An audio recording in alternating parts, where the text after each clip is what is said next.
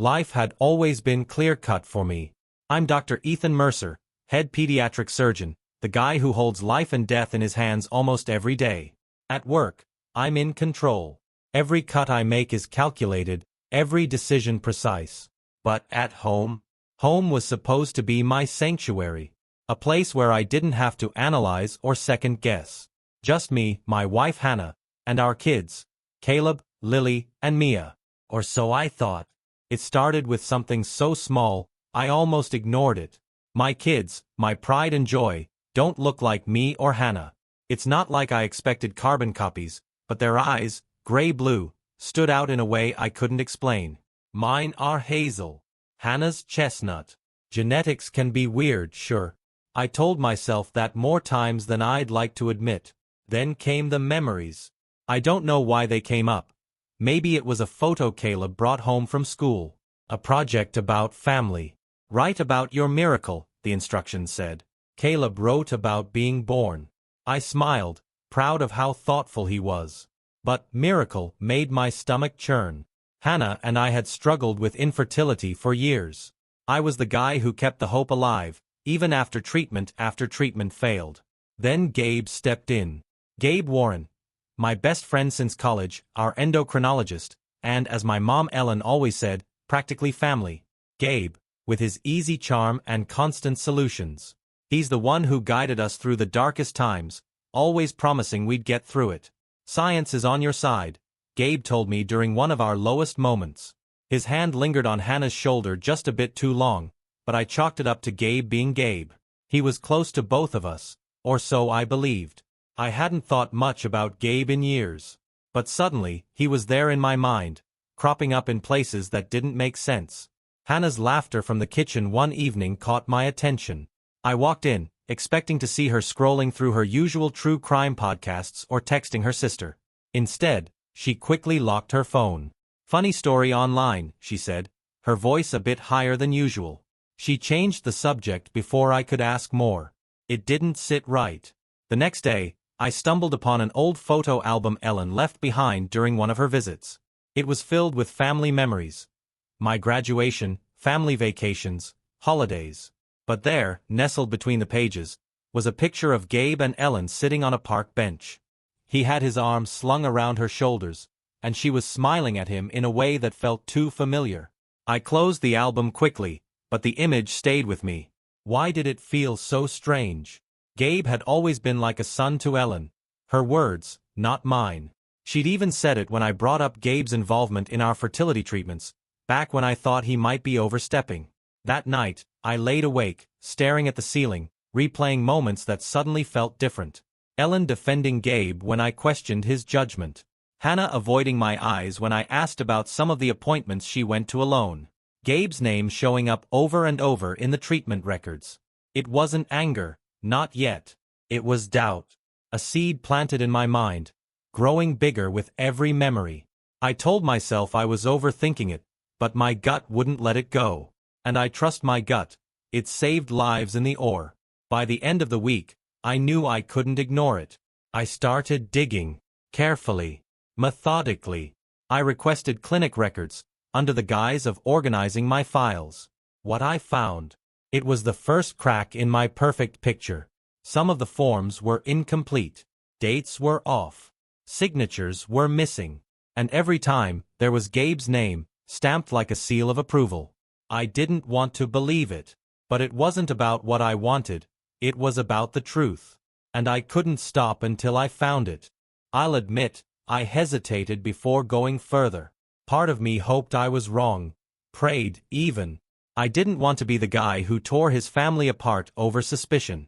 But the pieces weren't adding up, and ignoring it wasn't in my nature. My hands have to be steady, my judgment clear. That's who I am, and this situation was no different. So, I kept digging. It started small. A phone left unlocked here, a vague comment there. When Hannah said she was meeting a friend one afternoon, I casually asked who. She stumbled, laughed nervously, and said, Rebecca from work. It was the way she avoided my eyes that set my nerves on edge. That night, I found myself scrolling through emails I'd backed up from our fertility treatments. There it was again, Gabe's name, always involved in some way. I couldn't shake the feeling that the answers were buried in those records. The next step was uncomfortable. I reached out to a private investigator, a move that made me feel more like a stranger in my own life. The man I used to be would have trusted his wife without hesitation. But the man I was now, he needed proof. The PI worked fast. Within a week, he handed me photos, documents, and a neatly compiled report. My heart sank as I flipped through it. Gabe and Hannah had stayed in contact far more than I realized. Private calls, texts, even a lunch meeting 2 months ago. And Ellen? She was in on it too. Bank transfers, discreet meetings at coffee shops, even whispers of properties purchased out of state. It felt like a bad movie, but the worst part was still coming. The PI suggested genetic testing. You need to know for sure, he said, his voice steady but firm. If there's any doubt, it's better to confirm it now. The thought of doubting my kids, tore me apart. Caleb's giggle when he tells a bad joke, Lily's stubborn insistence that she's always right, Mia's tiny hands clutching mine during bedtime stories. They were my world. But when I looked in the mirror that night, I couldn't shake the image of those gray-blue eyes staring back at me, and not my own.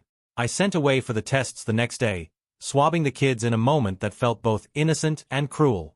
I told myself it was for their future, whatever that looked like. Waiting for the results was unbearable. I threw myself into work, volunteering for extra shifts, surgeries, anything to keep my mind off the ticking clock. But every time I walked through the front door, there was Hannah, smiling like nothing had changed. She asked me how my day was, kissed my cheek, and played the role of perfect wife effortlessly. I started to hate her for it. The results arrived on a Wednesday, just as I was leaving for work. I stared at the envelope for a long time, my hands trembling in a way they never did in the OR.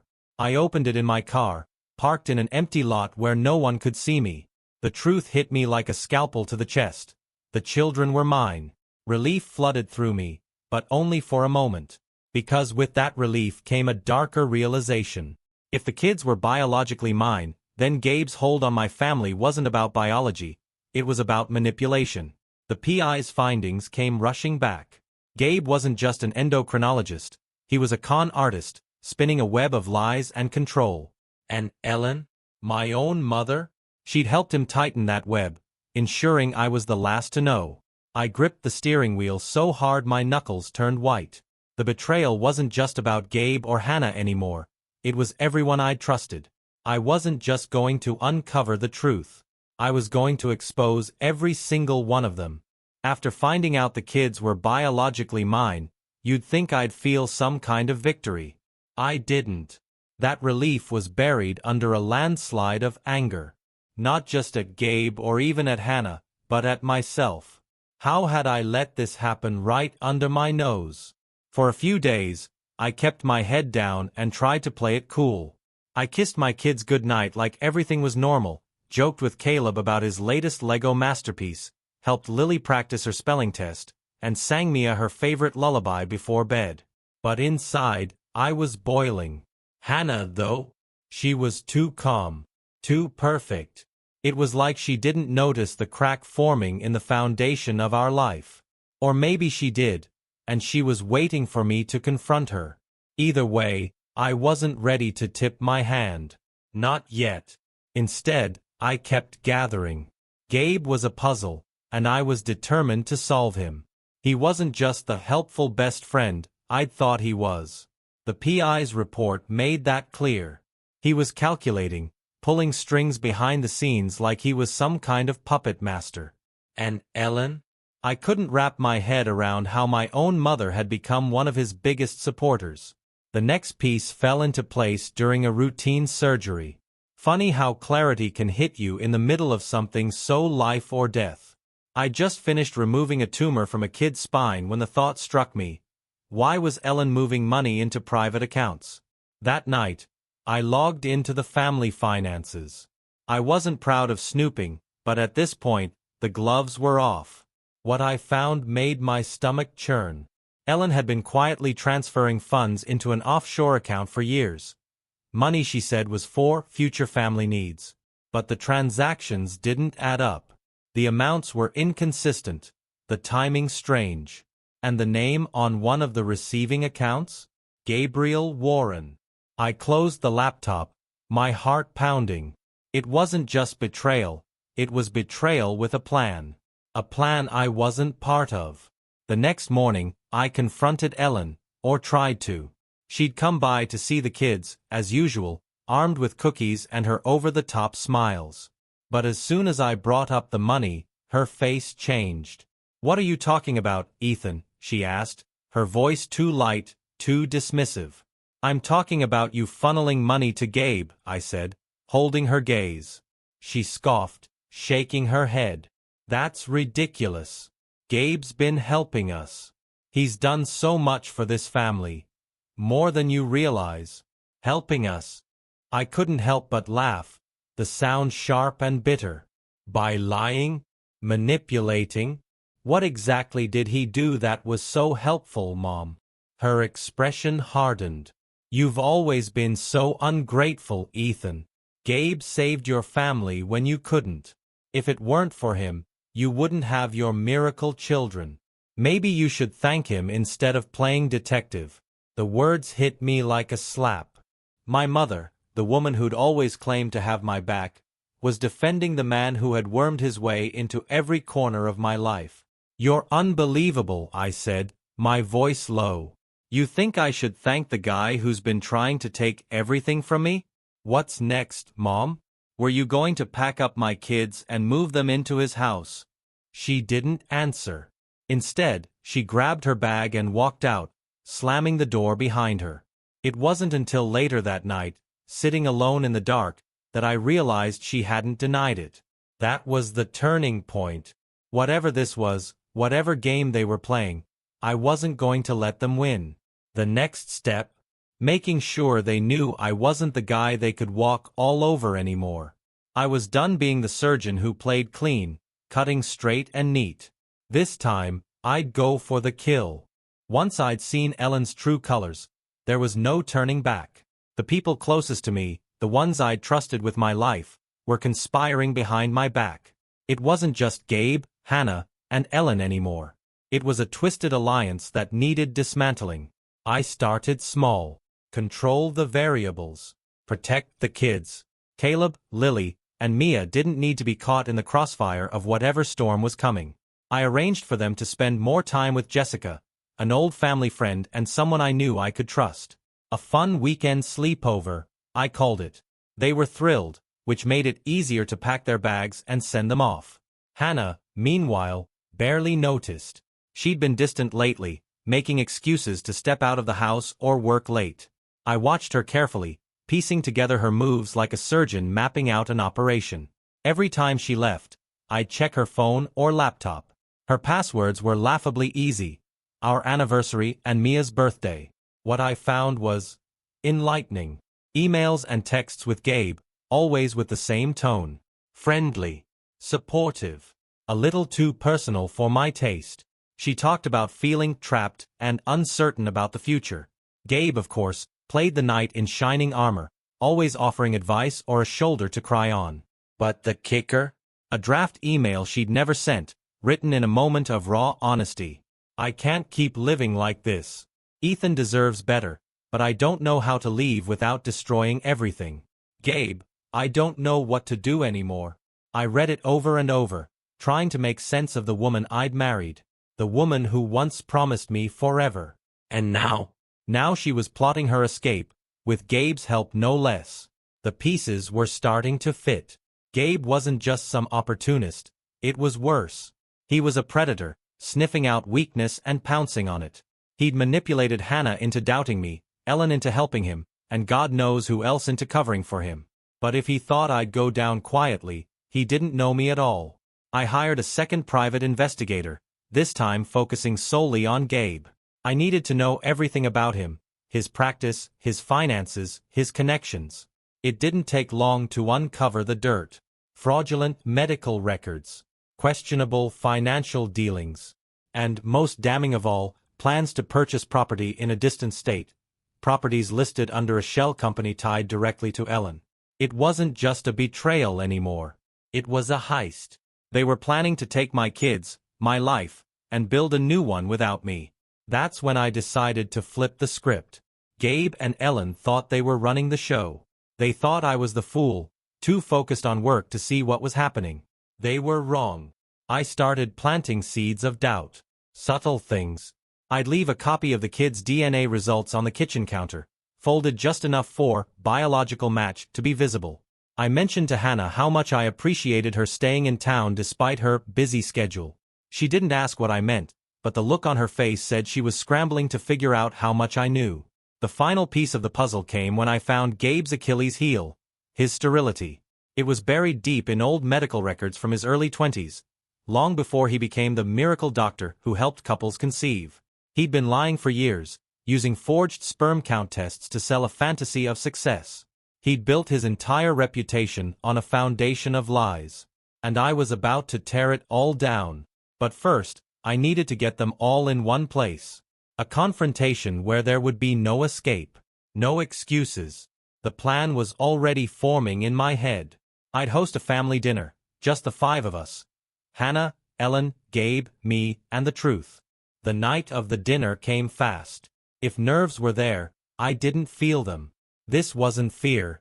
It was precision. Just like in surgery, every detail mattered. Every move had to be deliberate, every decision calculated. I set the table myself. Candles, fine china, the works. Hannah walked into the dining room as I was finishing, raising an eyebrow. "What's the occasion?" she asked, her voice cautiously cheerful.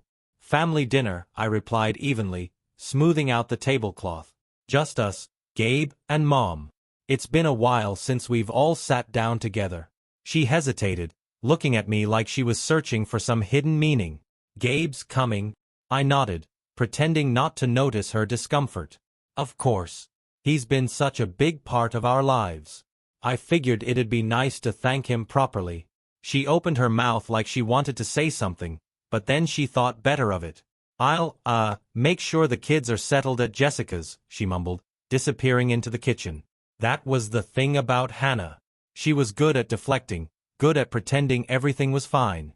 But now she was on edge, and I knew it. Gabe arrived first, looking as smug as ever in his tailored suit. He stepped through the door, all handshakes and charm, carrying a bottle of wine like he was doing us a favor. "Ethan, my man," he said, gripping my shoulder. "Thanks for the invite." "Of course," I said, forcing a smile. "Couldn't have a family dinner without you." Hannah greeted him a little too warmly, her hand lingering on his arm for a second longer than I liked. I filed it away. Ellen showed up a few minutes later, carrying one of her famous casseroles.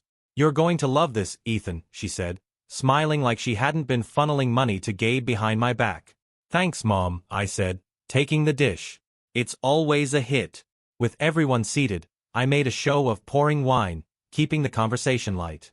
Gabe joked about his work, Ellen bragged about her charity events, and Hannah chimed in here and there, though she looked distracted. Then, as the main course was served, I started the surgery. "You know," I said, slicing into my steak, "I've been thinking a lot about family lately.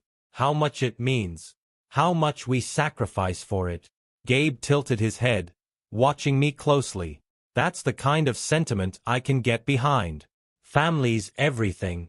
I almost laughed at the irony. "It really is," I said. "Which is why I wanted to share something with you all tonight. Something I've been working on." Hannah froze mid-cut, her knife hovering over her plate. Gabe's smile faltered for a split second. Ellen reached for her wine glass, her expression carefully neutral. I reached under the table and pulled out a folder, placing it in the center.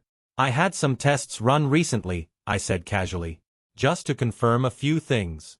You know, for peace of mind." Gabe's face drained of color. Ellen shifted uncomfortably in her seat, and Hannah dropped her fork with a clatter. "What kind of tests?" Gabe asked, his voice a shade too calm. "Paternity tests," I said, letting the words hang in the air. "To make sure the kids were really mine." The silence was deafening. "Ethan," Hannah started, her voice shaking, "why would you do something like that?" I held her gaze, my expression unreadable. "Because I needed to know the truth, Hannah. About everything." I opened the folder and slid the DNA results across the table. "Turns out, the kids are mine. Every single one of them. Ellen let out a breath she'd been holding, but Gabe wasn't as quick to recover. You seem nervous, Gabe, I said, tilting my head. Anything you'd like to share with the group? His mouth opened, then closed, as if he couldn't decide whether to deny or deflect. Finally, he settled on laughter, forced and hollow. Nervous? Come on, Ethan. Why would I be nervous? We've been through too much for that. I leaned back in my chair, letting the tension simmer. Interesting. Because I also had a look at your medical records. Seems you've been keeping a little secret, Gabe. His eyes darted to Hannah, then to Ellen, before landing back on me. What are you talking about? Oh, just the fact that you've been sterile since your 20s, I said, dropping the bomb without flinching. The room erupted. Hannah gasped, covering her mouth with her hands. Ellen stammered, trying to form words but failing. And Gabe? For the first time since I'd known him, he was speechless. I'm done playing your game, Gabe, I said, my voice cold. You've been lying to all of us for years. Manipulating Hannah. Manipulating my mother. Hell, you even tried to rewrite the truth about my kids. But here's the thing, you've underestimated me. The dinner table was no longer a place for family. It was a battlefield. And I was just getting started. The silence after my revelation was suffocating, like the stillness before an inevitable storm. Gabe's smirk, the one he always used to disarm a room, was gone, replaced by a twitch in his jaw. Hannah sat frozen, her knuckles white as she clutched her wine glass. And Ellen? She stared at her plate as if hoping it would swallow her whole. I pushed the folder further across the table, the DNA results still lying open like evidence at a trial. Here's the funny thing about the truth, I said, letting my voice cut through the tension. No matter how hard you try to bury it, it has a way of surfacing. I don't know what you think you're doing, Gabe finally said, his voice low and defensive. But this is ridiculous. We've been friends for years, Ethan. I've always had your back. Friends? I let out a humorless laugh. Is that what you call it? Sleeping with my wife?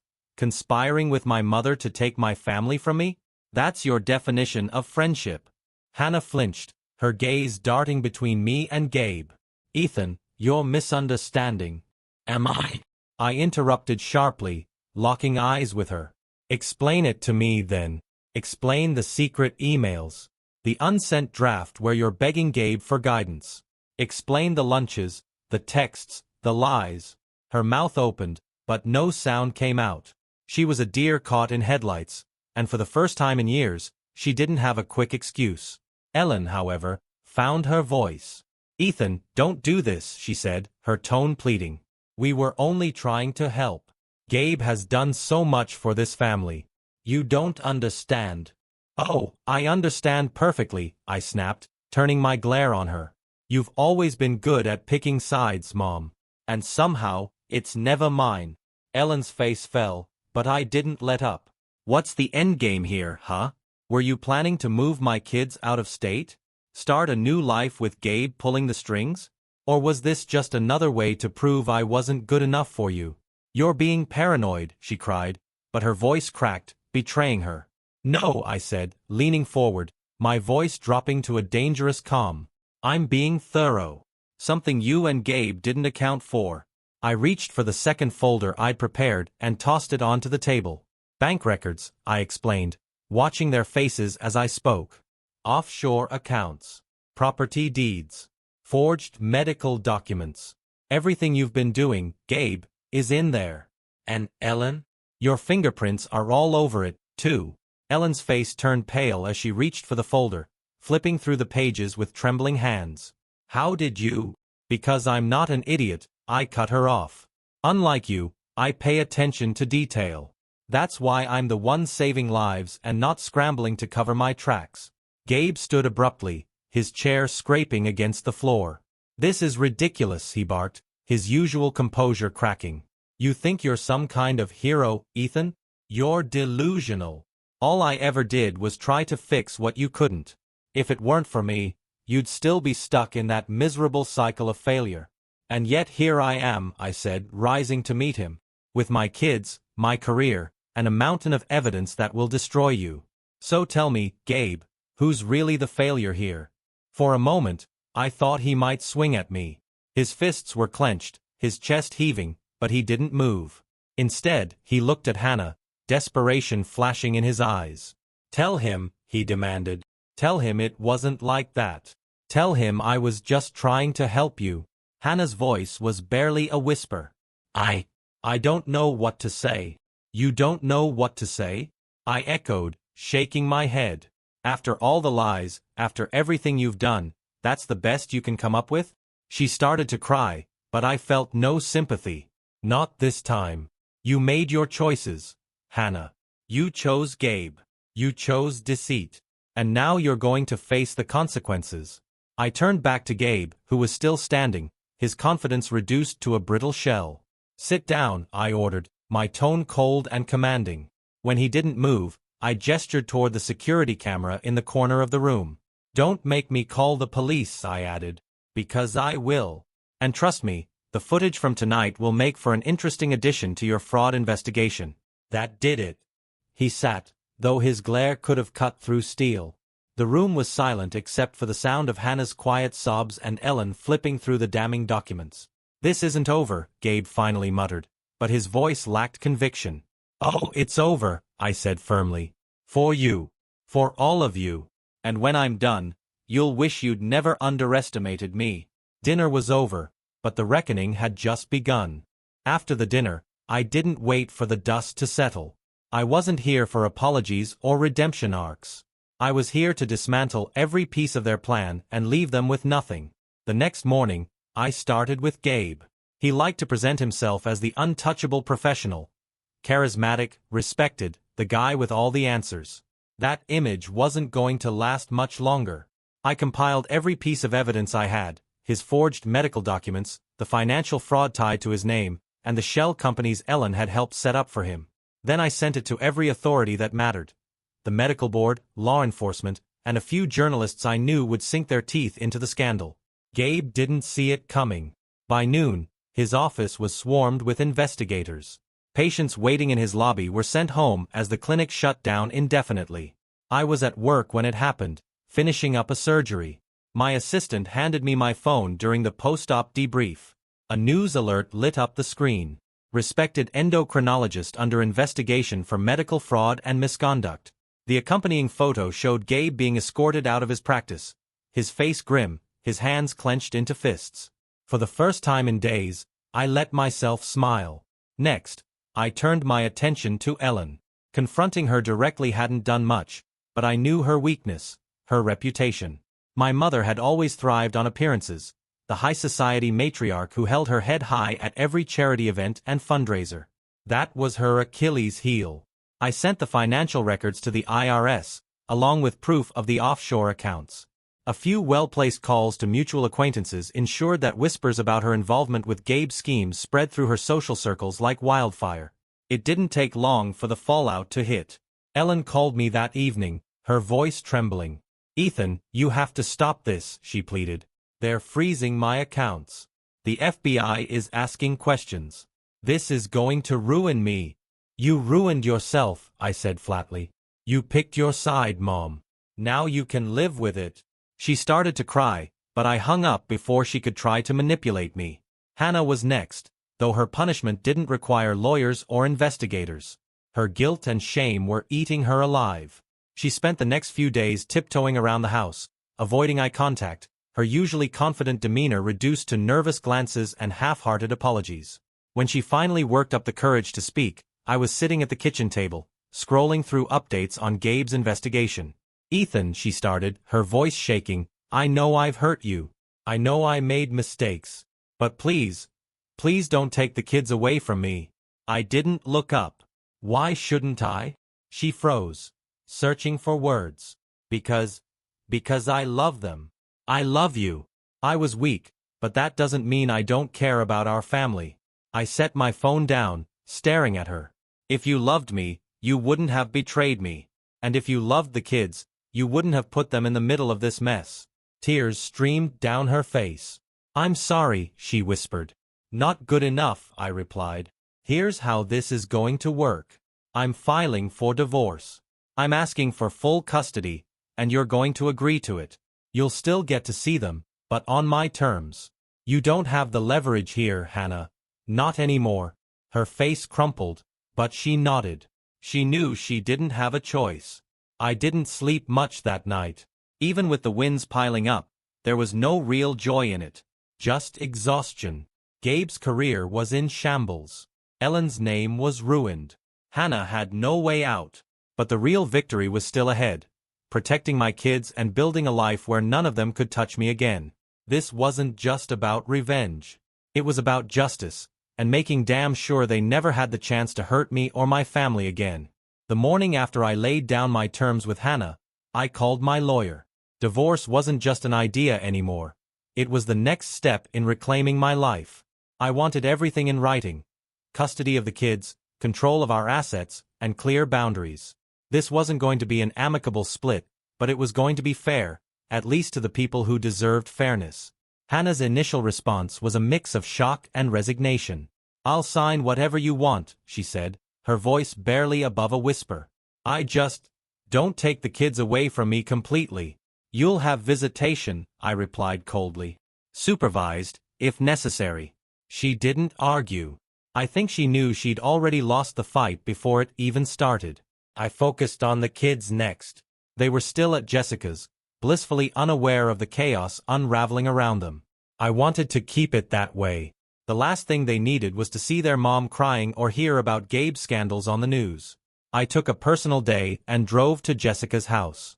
When I arrived, Caleb and Lily ran up to me, excitedly chattering about the epic sleepover they'd been having. Mia, as always, clung to my leg, her wide gray-blue eyes lighting up when I picked her up. "Hey, buddy," I said to Caleb, ruffling his hair. "How would you feel about staying with Jessica for a little longer? Just until I get a few things sorted at home." He frowned, looking between me and Jessica. "Is everything okay, Dad?" "Everything's fine," I said, forcing a smile. "I just want to make sure you guys are happy and safe. You're having fun here, right?" He nodded slowly, still unsure. Lily piped up, "We can stay. Jessica has a cool backyard. And she made pancakes." "Good," I said, trying to keep my voice steady. "I'll come see you every day, okay? Just for a little while." Jessica pulled me aside as the kids ran off to play. "Ethan, what's going on?" she asked, her tone soft but firm. "Divorce," I said bluntly. "Hannah's made some choices I can't overlook. I don't want the kids caught in the middle, and I trust you to keep them safe." She nodded, her expression serious. "You know I'll do whatever I can to help." I drove home feeling lighter, knowing the kids were in good hands. But the weight of what came next was still pressing on me. That afternoon, my lawyer filed the initial divorce papers, and I had the satisfaction of watching Hannah crumble when she received them. She didn't say much, just nodded numbly as she read the terms. Full custody to me, no spousal support, and limited visitation rights for her. It wasn't up for negotiation. Meanwhile, the fallout from Gabe's scandal was hitting harder than I'd expected. Patients came forward in droves, accusing him of fraud, malpractice, and even coercion. His face was plastered all over the news, his reputation in ruins. Ellen wasn't faring much better. Her social circle had turned on her completely, with former friends distancing themselves as her name became synonymous with financial fraud.